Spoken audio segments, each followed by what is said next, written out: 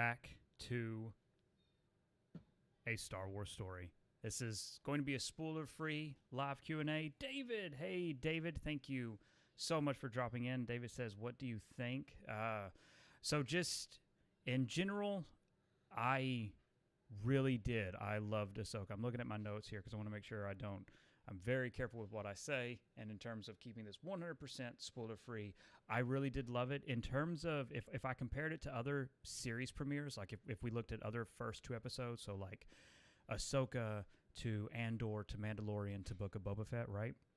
If we compare all of those first 2 episodes, I think Ahsoka had the strongest first 2 episodes out of all of those shows.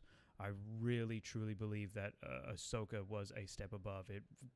There's just some, again, I use this a lot, but with Dave Filoni especially, he has learned so much and he's applied so much from working with Lucas and from working with all these directors. He really knocked it out of the park.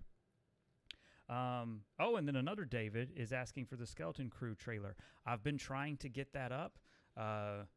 YouTube, unfortunately, keeps catching it. So I'm kind of at a point where I'm looking at other alternatives. And then, as always, with content that YouTube takes down because of copyright, it will always end up on our Patreon. So our Patreon is always going to have unedited, unfiltered footage, because it's looking like I'm going to have to pull some tricks to get some of these trailers up. But as it stands, YouTube keeps blocking it. But anyway, though, so yeah, back to it. So, like, everybody talks about Andor. I love Andor. Andor is an amazing series. Those first 3 episodes, though, it took time to get going. It was a minute. It took time to build, right?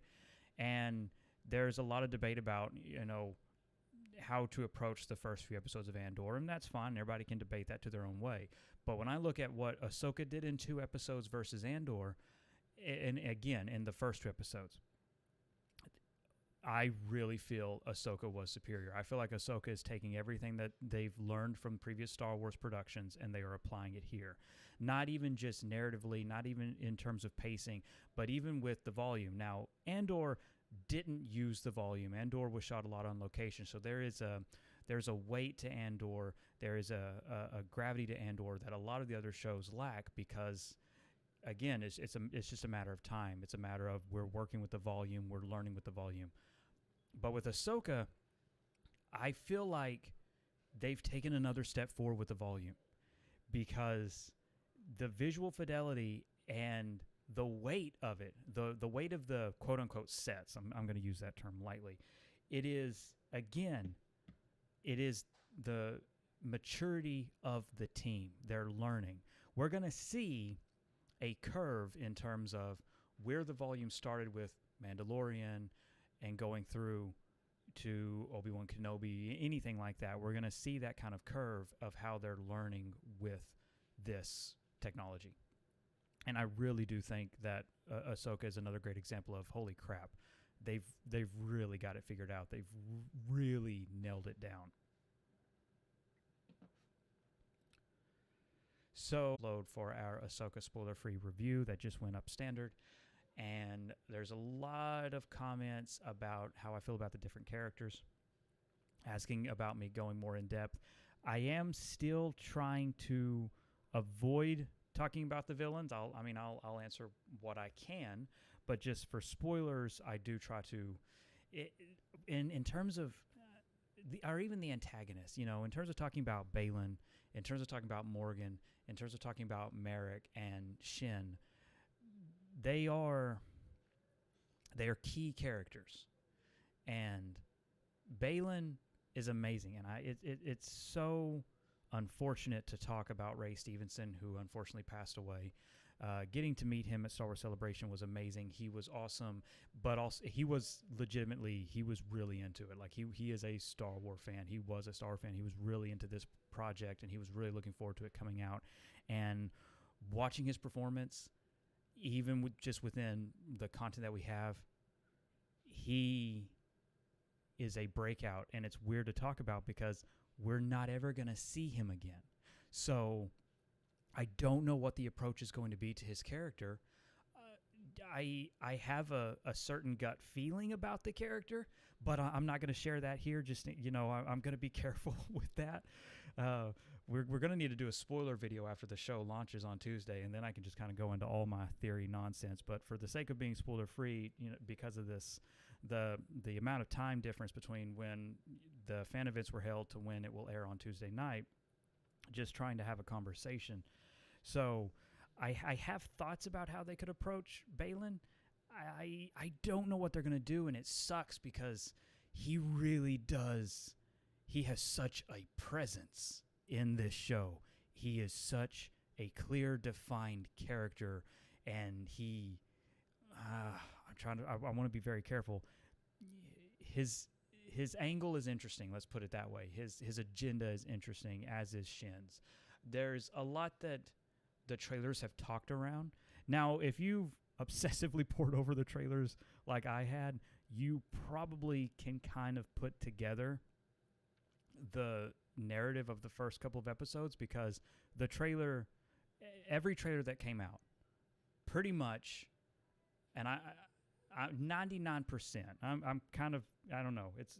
I mean, just in terms of, there's a couple of things here and there that weren't in the first 2 episodes, but like 99% of every trailer is from these first 2 episodes, which is like, holy crap. What else is there to offer? What else is being held back? Because it's woven in such a way, the way the story builds from the first to the second episode, the narrative drive, how the characters are introduced, how it hits the ground running with immediately knowing everyone's agenda, what everyone's goals are, and to look at the trailers and just be like, holy crap, we've only seen everything from these first, from these first 2 episodes. I feel like a lot of us could guess, again, being very careful here, it's easy to guess what from the trailer, especially from 1 or 2 of the trailers, isn't in these first 2 episodes. I'll leave that because, again, it's only a few days now for, when everybody's going to be watching this. But 99% of the footage is in these 2 episodes. And there are still 6 to go, and we haven't seen anything from them. And I am so excited. I loved how the show opened. It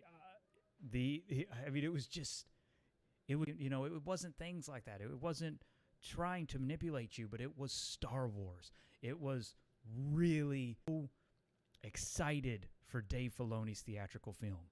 I am so excited because he understands the great filmmakers, and he understands what makes a great film. And I know that's subjective, and I know that's debatable, and I understand that.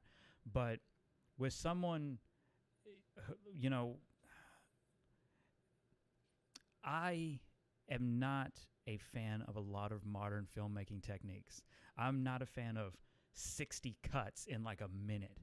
I'm not a fan of not allowing a scene to simmer, to not allow it to build. I don't like modern day pacing.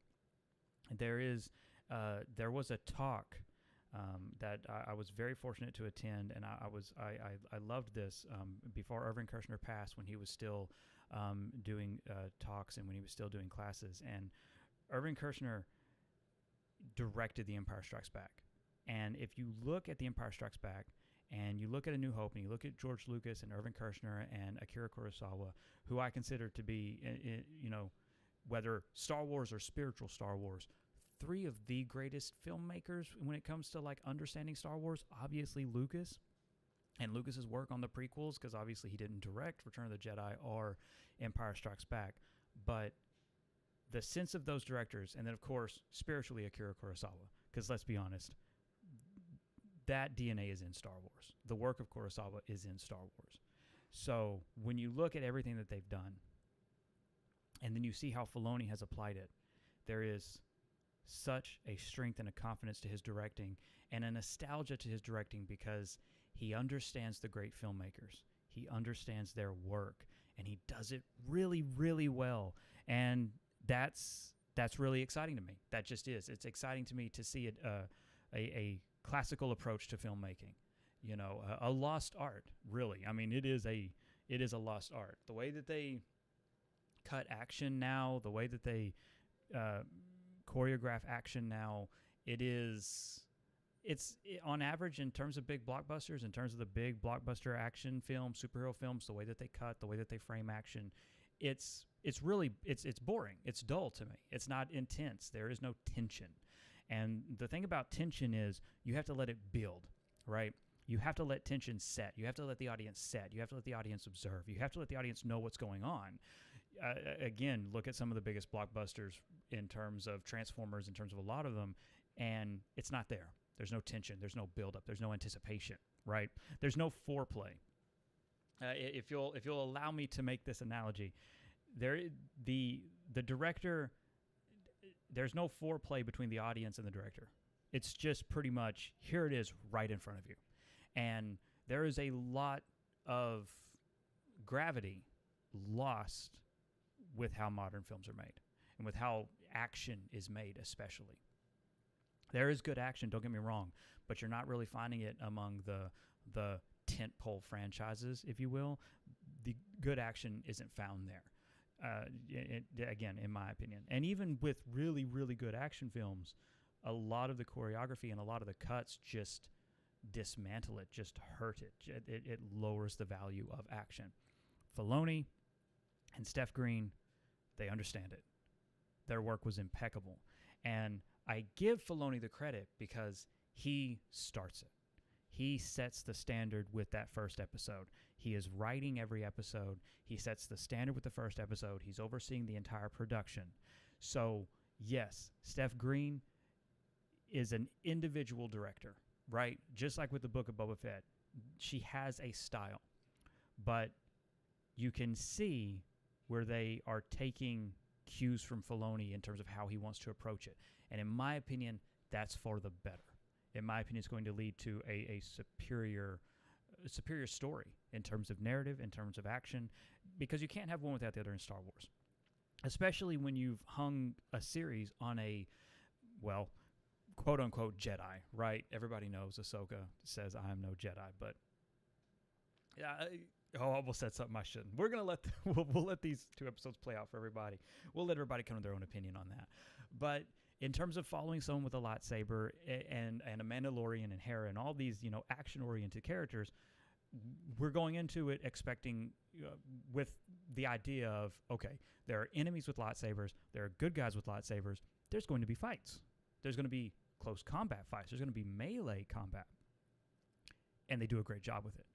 And there is a sequence in the second episode also that is really, really well done. I mean, oh man, I really was. I couldn't help but cheer. I really couldn't. I could not help but cheer with. There's a sequence in the first episode that just had me going wild. And again, I know that there are going to be some comments because I've seen it of, just because how the crowd reacts and all this kind of crap. I've seen the comments, but for me, having a reaction and then seeing the audience like wanting to, react that way as well, that's awesome. That's really freaking awesome. Like, we were involved in it. And that to me is the absolute best when audiences, are cheering and stuff. And then Ahsoka looks amazing on the big screen. Oh man, it makes me really disappointed. I mean, I really wish I could see the other episodes in a theater. It deserves, obviously, we can debate. We haven't seen the other episodes, but I feel like it will deserve it. BMA Joe A says or asks, first impressions of Baylan and Shin. They are incredibly haunting and immersive. You get lost in Shin. Every time Shin is on screen, she controls it. And that is saying a lot because Sabine is equally, like, when it's, I almost said something I shouldn't have. Anyway, Sabine and Shin, like, they're both incredible characters. They are played brilliantly. Anytime they are on screen, they absolutely take center stage.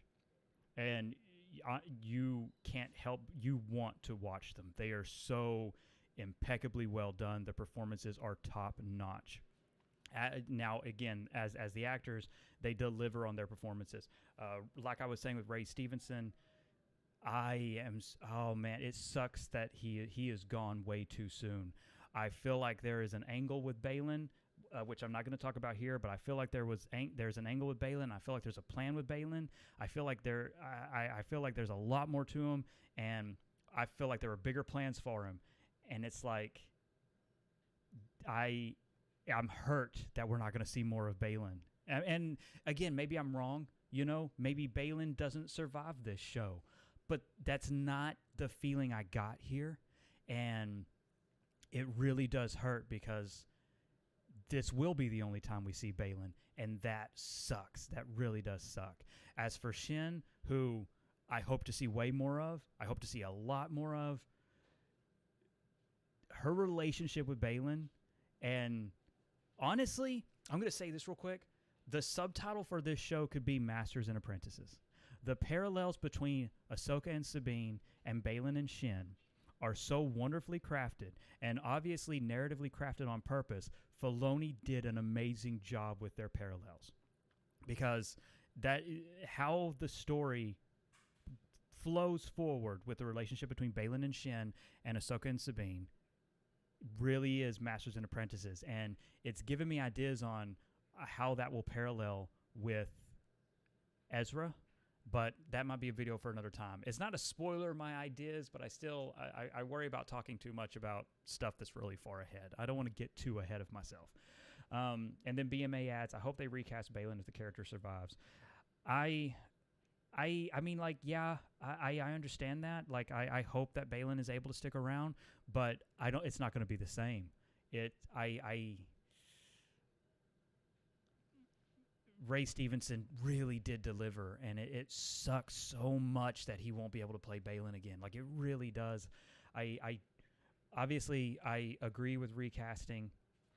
I just feel very strongly that he will be missed, and the performance is not going to be completely the same, because immediately, like, Ray Stevenson is Baylan, and this, like, he delivers. His presence, how intimidating he is, that actor really brought everything to this role.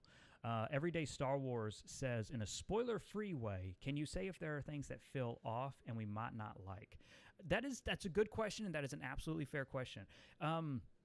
So it depends on your level of fandom, right? Everything here is going to kind of depend on your level of fandom. The show, in terms of what we might not like, the show does not hold your hand. Or in terms of these first 2 episodes, it does not hold your hand. It doesn't waddle you through. It's not concerned with whether or not you've seen Rebels. It's not concerned with whether or not you've seen Mandalorian or the Clone Wars. It doesn't spend a lot of time giving you exposition dumps, right? It doesn't do that. It drops you in and it says, you're in Star Wars. Get comfortable. And I respect that, because at some point we have to stop worrying about info dumps and exposition, and our audience is going to connect with it. In my personal opinion, it's not an issue. I think you can watch this and have no relationship with Rebels. Maybe you've watched Clone Wars and you didn't watch Rebels. You're fine. Maybe you didn't watch any of the animation. You're fine. Is there layers, though? Absolutely. There are instances where, in my opinion, knowing what happened to these characters prior, which immediately priors Rebels, adds an emotional weight to the viewer. There's still emotional weight to their scenes, because you understand what they're going through with some of it, and I'm going to be vague here. But and the show opens with I'm going to say a level of sadness, and the show is, these first 2 episodes, like, there is an arc that we're kind of witnessing. It starts off, there's a sadness that kind of hangs in the air. And maybe that's me, because I have pretty much consumed all of Star Wars. You know, maybe I'm applying the sadness, but there are layers even within the first episode where these people have been through a lot and they've lost people important to them. And you feel that. Watching Rebels give you layers to who they lost and how they feel about it. It gives you additional layers. But this show pretty much hits the ground running. You understand loss.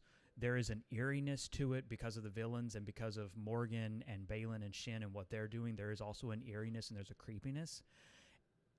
But you don't have to have seen the Night Sisters arc to understand it.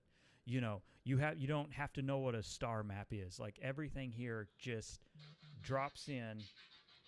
It drops you in, you understand it, and you hit the ground running. Just like A New Hope. You know what I mean? Just like when Vader pops on the screen. You immediately, you get it. Yeah, you're dropped into the middle of things. You get it. The show delivers, though, on hitting the ground running. But when I say hit the ground running, I don't mean like, oh, it's super fast paced and it's cutting all the time and there's no time to let it simmer. When I say it hits the ground running, I mean that because there's already a history with these characters, and then the stories, and then here's the next chapter. It starts again. And because of that, it simmers, and there's a weight to the scenes, but there's not a lot of quick jumps. Like, it doesn't like do flashes over and over and over again and just quickly pace through it like a summer blockbuster film. It lets you set with some of the quieter moments. And you, as a viewer, will understand some of those quieter moments if you know what they just lost in Rebels, and who they lost in Rebels. And I guess, I don't know if I should be spoiler-free about that, whether or not you've watched Rebels. I'll be a little vague unless people are like, you can talk about Rebels, but I'll be a little vague there. Carla asks, do we see Anakin? I consider that a significant spoiler. Even if the answer is a no, even if it's a yes or whatever, I consider that a significant spoiler. I'm not going to touch that in a spoiler-free Q&A. Tyson H. asks, how is the music so far? Does it actually feel like Star Wars? Yeah, again, this is, as we talk about Dave Filoni and how he has matured as a filmmaker, and now he's, as the apprentice to George Lucas, learning the lessons of this legacy through Akira Kurosawa to Lucas to now Dave Filoni, if you want to look at it that way, and then taking the lessons, of course, of other iconic directors like Irvin Kershner, Jon Favreau, Bryce Dallas Howard. We can apply the same thing to the Kiner brothers and their soundtrack. It is so wonderfully done. There are some really great pieces. The music is eerie. The music is sparse, but it's meaningful when it does play. When there is a musical beat, when the score does pick up, it is impactful. It feels like watching the best of Star Wars. And for me, even I compare it to the prequel trilogy. I think the prequel trilogy's soundtrack is impeccable. I consider it one of, just bar none, one of the best albums ever, whether that is with a band or whether that is with, a soundtrack. It is one of the best albums ever, period, that prequel trilogy.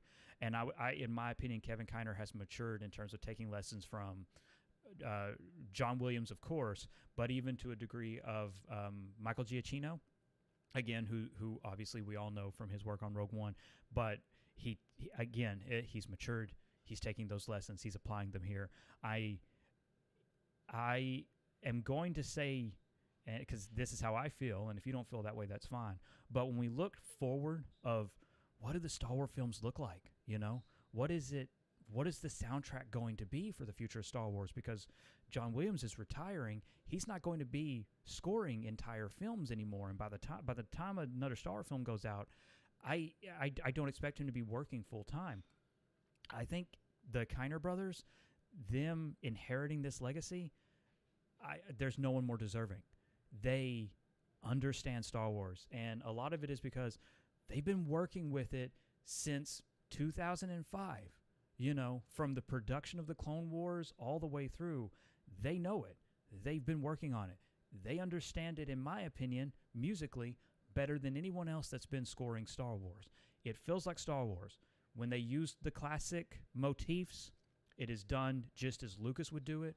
When they are creating new motifs and when they're using new musical scores, again, it's purposeful, it matters. When it needs to be eerie, it's eerie. When it needs to be uplifting, it's uplifting. It feels like Star Wars more than any other composer has done. And that is not to shortchange the work of any other composers. All their work has been appropriate and has been brilliant for the work that they've done. But when we talk about just the overall, what is the future of the Star Wars music? What comes after John Williams? And how do you succeed that? How do you come after John Williams? I think the Kiner brothers, just as Dave Filoni is inheriting Lucas's legacy, I think the Kiners are inheriting Williams' legacy with Star Wars because they understand it musically, and it is beautiful and it is powerful, and there is there's a sequence. I keep having to be vague, and I apologize. Again, spoiler free. I'm sorry for those of you who want, full spoilers. But there's a sequence in the first episode with Dave Filoni where Kiner's music, and it's like just watching Star Wars. It's not Star Wars by someone that's not George Lucas. It's not, you're not getting pulled out. It's Star Wars. And it is, that's just it. I think that's the greatest compliment I can give it. It's Star Wars. And you don't always feel that way, right? Because these shows have all tried to be something different. Mandalorian is a pocket, right? And it has a unique soundtrack, but it's not Star Wars. I mean, obviously it is Star Wars. Don't get me wrong. If you don't get what I'm saying, that's fine. If I'm talking crazy, so be it. But Mandalorian is Mandalorian. Andor is Andor. They are projects, right? But they weren't the big Star Wars pieces. They weren't the big Star Wars experiences. Ahsoka is that in every way, and that is the highest praise I can get it. I mean, honestly, it is my. I've been saying this, but like, even if you take Obi-Wan Kenobi, Andor, Boba Fett, all these shows and their first 2 episodes, and if you put them on a list, in my opinion, the first 2 episodes of Ahsoka is at the top of that list. I feel strongly about that. That is, no one can change my mind on that. The first 2 episodes of Ahsoka are superior to the first 2 episodes of every other Disney Plus live action series. Okay. BMA Joe says, the Kiners worked a lot on Rebels and the Bad Batch. Their sounds are experimental, new, haunting, yet somehow exude Star Wars. I absolutely agree. And again, they know when to use the classic motifs. Because sometimes, and maybe it's just me, but sometimes I feel like people are uncomfortable using the classic motifs, and sometimes it's like they don't even want to use them. But yet again, we see the Kiners knowing when to comfortably use the music beats when it fits the story, and everything is at service to the story. And for me, that's how it should be built. That's how you build Star Wars. That's how you build Star Wars forward. You make it about the story first. Tyson says, could you possibly tell us where we're at in the timeline in these first 2 episodes? I've heard that this show is going to have time jumps throughout the season. I can't really say, like, throughout the season. I can't comment on that, but it is, how's the best way to phrase this? It is present. It is 100% a present day story. It is after everything we've seen. And you'll know it as soon as you start watching the first episode, because the first episode sets the time period very well. Like, there's a very clear point where it's like, oh, well, obviously I know when this is happening. I'll leave it at that though. But like, yeah, it's present. It is 100% present to where we're at in the Disney Plus shows. Because I say present, and obviously like Rise of Skywalker, but you know what I mean. But yeah, in terms of like significant time jumps, in terms of like a big time jump, you don't kind of get lost, basically. Casual Gamer, hey, how you doing? BMA says, when Ahsoka's music credits come out, there are some names to watch out for, particularly David Glenn Russell. He created some iconic themes, such as the Inquisitor's theme. Kevin Kiner had a team. Oh, yeah, and that is, again, that's very true. That's why I always try to say the Kiners, and because I in terms of shortchanging it, I know that they have an amazing team. Everyday Star Wars says, does it feel like Disney has been involved too much, or is it full Dave Filoni? So that's... I mean, again, no clickbait here. I always go by what the creators say.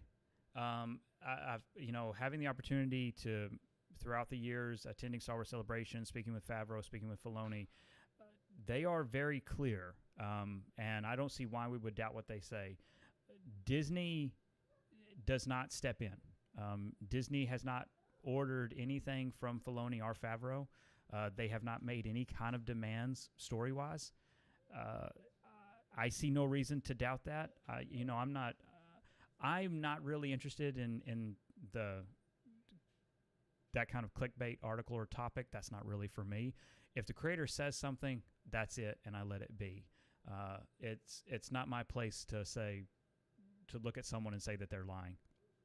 It's not my place to say a huge team that worked on this is lying and saying, oh no, we had massive, they're not saying that. Right from the beginning with The Mandalorian, right through to Obi-Wan Kenobi and Book of Boba Fett and Clone Wars, the final season, all of these projects, Rebels, all of these projects, the story has been very much the same every time this is asked. There is no oversight from Disney. Disney hasn't forced them to change anything. This goes right back to the beginning. The only thing Disney ever forced were the sequel trilogy release dates.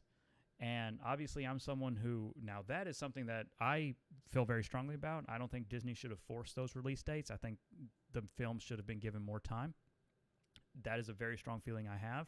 But that is the only oversight Disney has ever been involved in, and that is the release dates for the sequel trilogy theatrical films. Disney set the dates and said they could not be moved. And Disney has even admitted that. Bob Iger has admitted that. That is widely known as a Bob Iger decision, not a Lucasfilm decision. Kathleen Kennedy fought desperately to have the entire trilogy delayed and delayed significantly, and then fought again after the passing of Carrie Fisher to have The Rise of Skywalker, or Episode 9, delayed. And again, Bob Iger rejected all of those calls.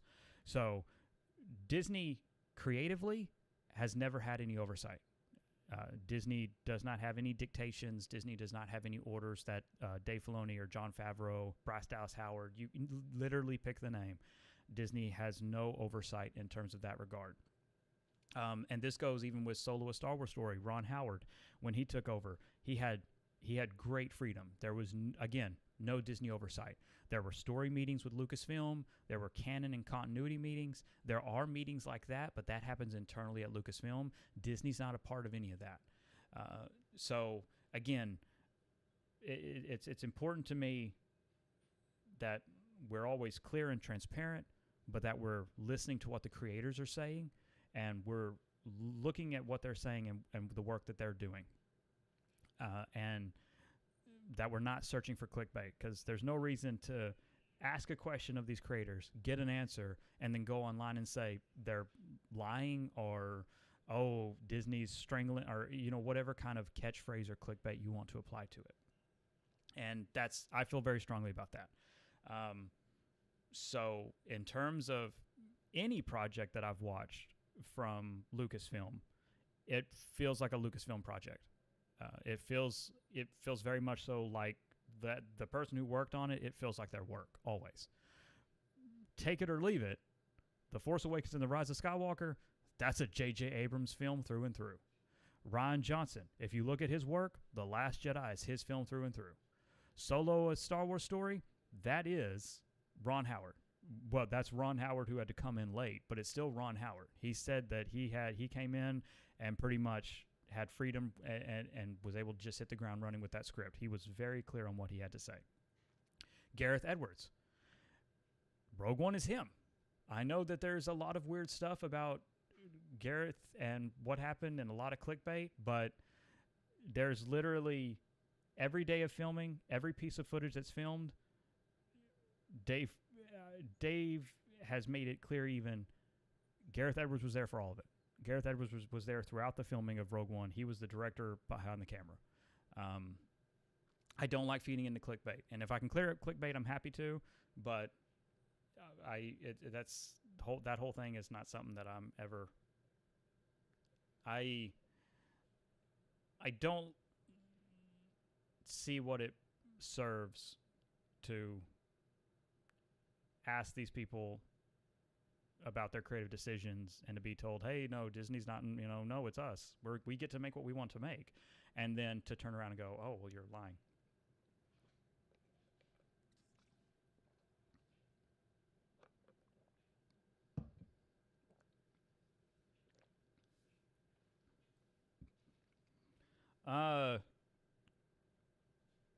I'd have to check. I'm happy to answer any Star Wars question, Casual. I'm absolutely happy to.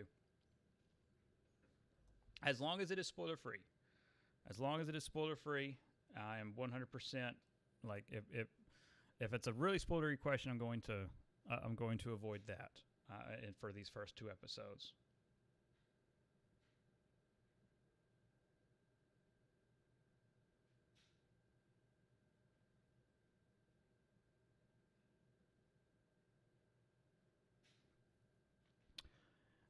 David says, what about Ahsoka? That's really open-ended. Do you mean the character? Like, do you mean like the character?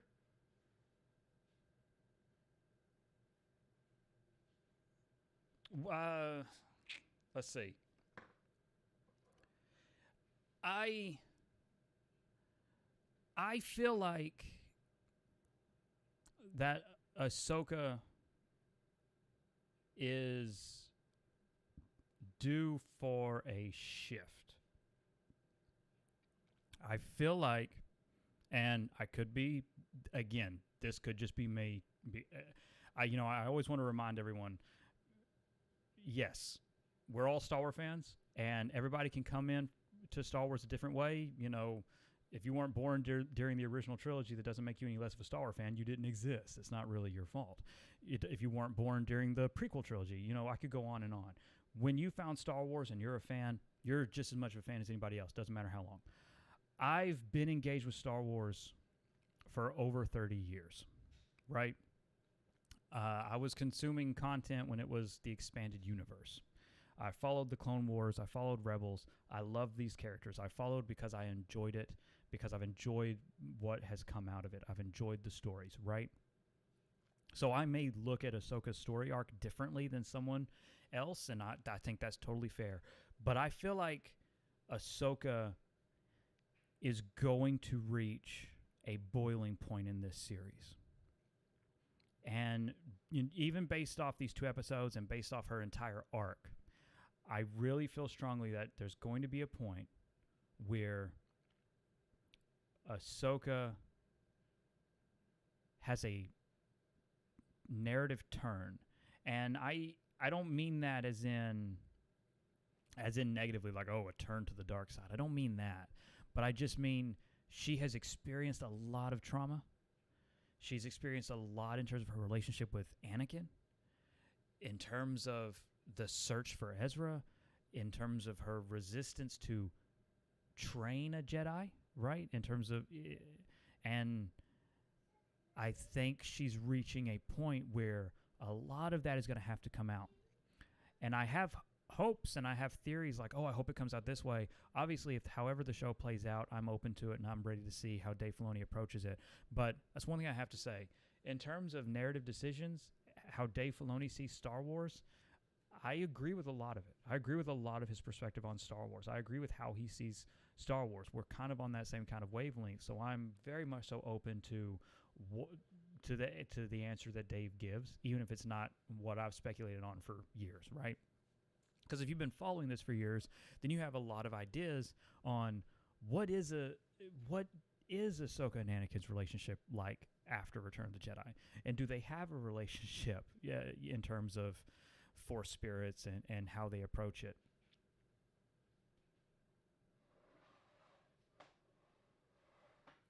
And so I am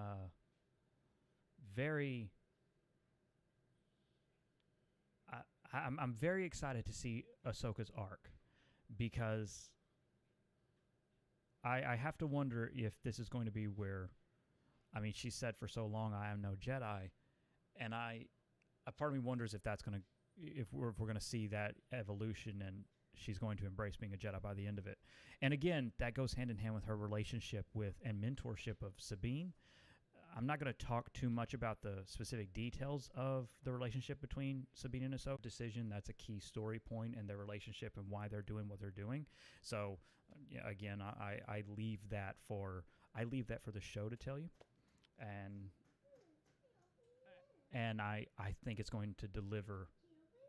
I think one way or the other it's going to deliver. And again, I say this, even if you haven't watched Rebels, Sabine is such a strong character, and Filoni has brought her into live action and what is one of the best stories that we've gotten from Star Wars live action in a long time, in terms of it feeling like this is classic Star Wars, the ensemble, everything about it, the goal, everything feels like this is really Star Wars.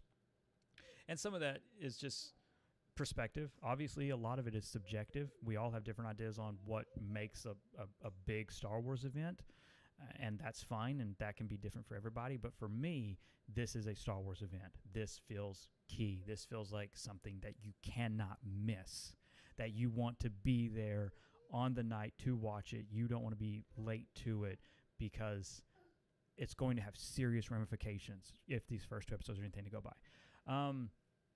Cape, when you say the Topps trading cards Filoni made years ago come into play, I'm a little uncertain of what you mean. So if you'll allow me, if you can explain it, versus I am going to search it up right now. I don't really know a lot about the trading cards.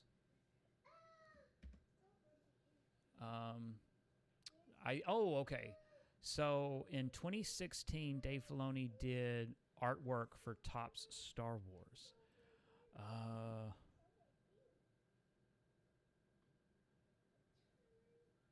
10 digital cards for the Trade Carder app.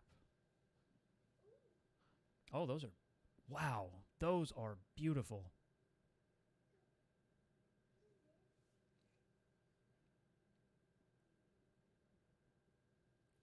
Wow.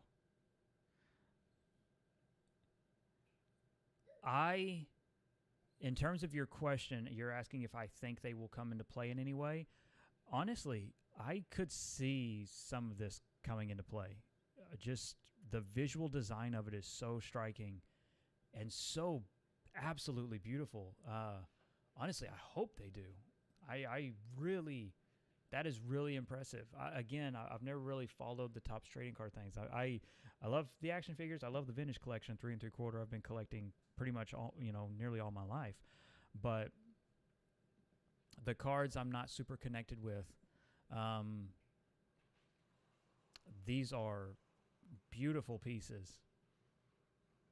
Let's see, it says that it's a series of 10 trading cards, and they featured never-before artwork, and Filoni said that the cards will start to explain visually, metaphorically, what happened to Ahsoka after her fateful duel with Darth Vader. And obviously we know it now because we've had season 4 of Rebels and we've had everything, but it's still really, really beautiful. I do wonder if Filoni will find a way to get any of these visuals and these specific instances into the show. I have, again,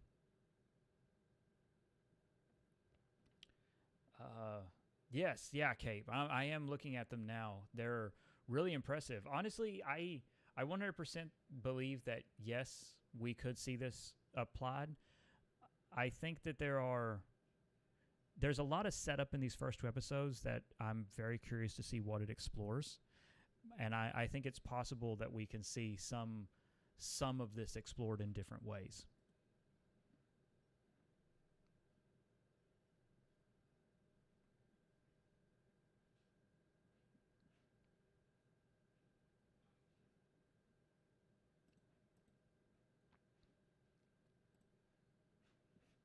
But that is really, really beautiful artwork. That is very impressive. Most impressive. I love that. It's just sometimes just to stop and think about it. Like, it's really exciting to see how far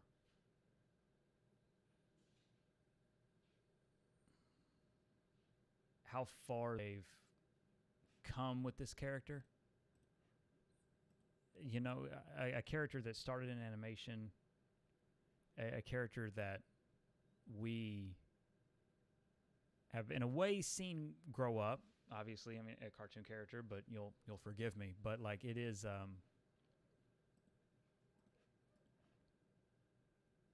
it's just really it's cool to see. It's just crazy to think about the evolution of it all the way back in 2008. I mean, I still remember sitting in the theater for the Clone Wars theatrical, the animated film. Let's see. Joe says, I'm guessing the Ezra hologram happens within the first 2 episodes. Yeah, that is a fair guess.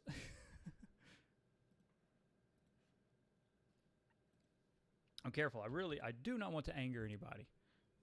Because I did promise that this was going to be spoiler free, and I don't know what even the littlest tidbits someone would consider to be a spoiler. So.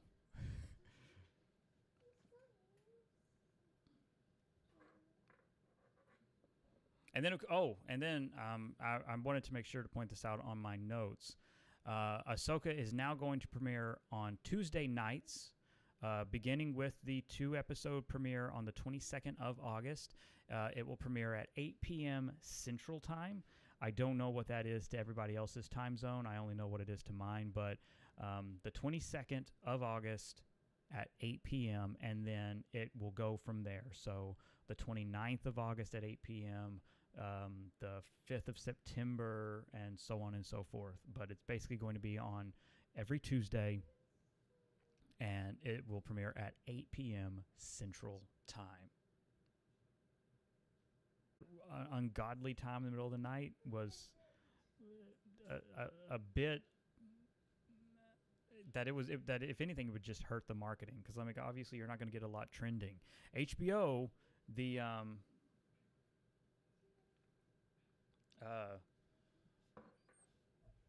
HBO's approach to how they handle their show premieres and their streaming, I think, was a better decision. And I'm happy to see Disney Plus approach it that way as well, to put it as simply as possible. The Ezra hologram, or at least part of it, already appeared in the trailers. What do you think about Iman Esfandi's casting? I apologize if I pronounced that name wrong, as Ezra. Visually, I think he's a shoo-in for Ezra. I think it looks amazing. I think it's another one of those casting where it is just absolutely incredible lined up casting. In terms of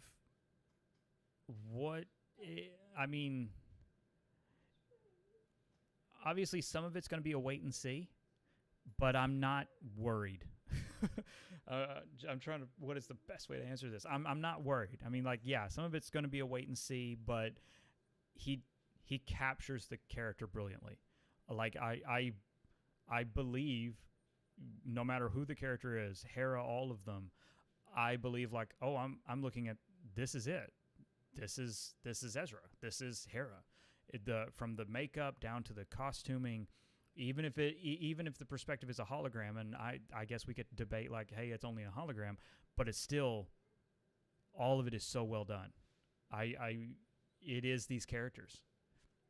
Filoni had a daunting task with taking something that we knew from stylized cartoons and appropriating it for live action. And he did it. And that can be a challenge. And that transition, he handled it so brilliantly, so creatively, and so professionally. I haven't been disappointed with a single one of his casting decisions. Visually, even the little, even just to talk about the trailer, I'm not talking about the episode for these moments, but Thrawn in the trailer, right? I love it. That's Thrawn. Even that they got Lars back, because that voice, holy crap, who else could they get? That is Thrawn. But it's perfect. I take one look at it and I'm okay, I'm comfortable. It's you can just settle in because you're just immersed in it. You're not questioning oh, this doesn't fit, or this rubs me the wrong way, or this isn't that character. Or at least I say but I didn't do that within these 2 episodes. I never stopped and felt pulled out oh, this isn't Hera, this isn't Sabine, this isn't Chopper, this isn't the Ghost, this isn't almost said something I shouldn't have. But everybody who appears from animation to live action, I think they did well. And even the characters that debut in Ahsoka, who originally appeared in animation, again, they knock it out. I feel comfortable because I'm watching confident filmmakers, and I'm watching a confident team and a confident writer adapt and bring these characters to life. And so it's just you just get to sit back and just enjoy the experience. And again, I say that as someone who loved the cartoons so much that I wanted to see them adapted. I wanted to see truth and authenticity brought to them. And when Filoni was involved, I never doubted that. I wasn't worried, right? I was never worried about Filoni not doing that. But to see it done so well, it's really rewarding it, and it's really awesome to see, especially if you've come from the cartoons. If you haven't come from the cartoons, you're just going to see these characters and you're going to believe it. There's nothing not to believe. Like the show sells you. It looks amazing. It's not poorly done. It's not cheaply done. It's not a cheap show. There's nothing about the show that looks cheap. No matter what the makeup is, no matter what the species is, no matter what the droid is, it is the highest quality. It feels like an event in the best way. And it feels like it is so much of the culmination of 15 years of storytelling. And obviously it's not the end. It's not the end in any way. But in terms of seeing all of this brought to this big stage, it really does. It feels like we're turning the page to, okay, well, this is a new journey now, and to see all of this finally get here. And it never wags its finger at you. It never winks at you going, hey, we're a cartoon. It doesn't insult the characters. It doesn't insult Star Wars. It doesn't insult the universe. It doesn't mock it. It loves it. It lives in it. The creators live in it. They clearly were living and breathing this universe the entire time that they worked on it, from development to post-production, and it really does deserve the praise. It is that good. These first 2 episodes, like I have said time and time again, these first 2 episodes are the best first 2 episodes of any Disney Plus series. I'll even go even further. It's better than anything on Disney Plus right now. You can bring Marvel into the conversation, and these first 2 episodes are the best that Disney Plus has put out. Right? It is so lovingly done. You just don't see that. You don't see that very often. But it is so lovingly done, and it takes the universe and it takes everything it's adapting into its equation, if you will. And I applaud it. I applaud it because that is a task. That is a challenge. And they did it. And they did it well. They did it brilliantly. And so I'm super excited to see what else is coming to live action in terms of what else this series has to offer. Cape says, I hope we get to see the daughter or her owl in some way. Oh, that's interesting. Now, see, yeah, that's digging into the mythology. So for those of you who don't know, George Lucas and Dave Filoni did the Mortis arc, which was a trilogy of episodes in Season 3 of the Clone Wars that introduced the father, the son, and the daughter. And the father had to balance the son and daughter. So the son was the dark side, voiced by Sam Witwer, and the daughter was the light side. And I apologize, I can't remember the actor's name who voiced her. I do apologize about that. And ultimately, the 3 episodes follow that Anakin is the chosen one, and all 3 of these characters die. And also in those episodes, Ahsoka dies and is resurrected. And ever since Ahsoka's resurrection at key moments throughout the saga, whether it's through Mandalorian, whether it's in Rebels, there is an owl that has appeared. And it is so iconic and so popular that owl is now even a toy. It came with the Vintage Collection Deluxe Ahsoka. So I very much so understand where you're coming from and wanting to see that, and I feel very strongly. I would love to see that. I would absolutely love to see that mythology brought in.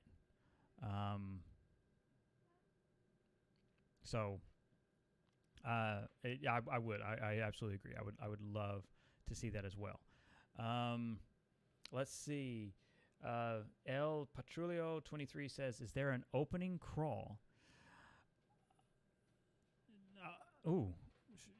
Does that count? I So I feel like the opening crawl, like whether I feel like even if you're not expecting it or if you are expecting it, if there is one, it would be really really exciting to have it pop up. And in terms of spoiler free, I don't know if that's something that people count as a spoiler. So I'm not going to touch that too much, but I mean, like it's like I've said a lot, like it is classic Star Wars. It is very much so classic Star Wars, and it feels like a big Star Wars event. And I will tell you that the opening of the show, the entire crowd erupted because of how it opened. So I will leave it at that.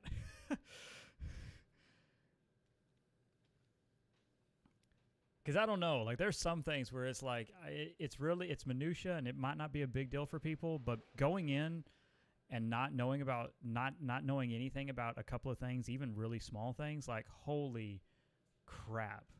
It was just an awesome moment. And then for other people who also were not aware of, or at least based on reactions, weren't aware of like certain things.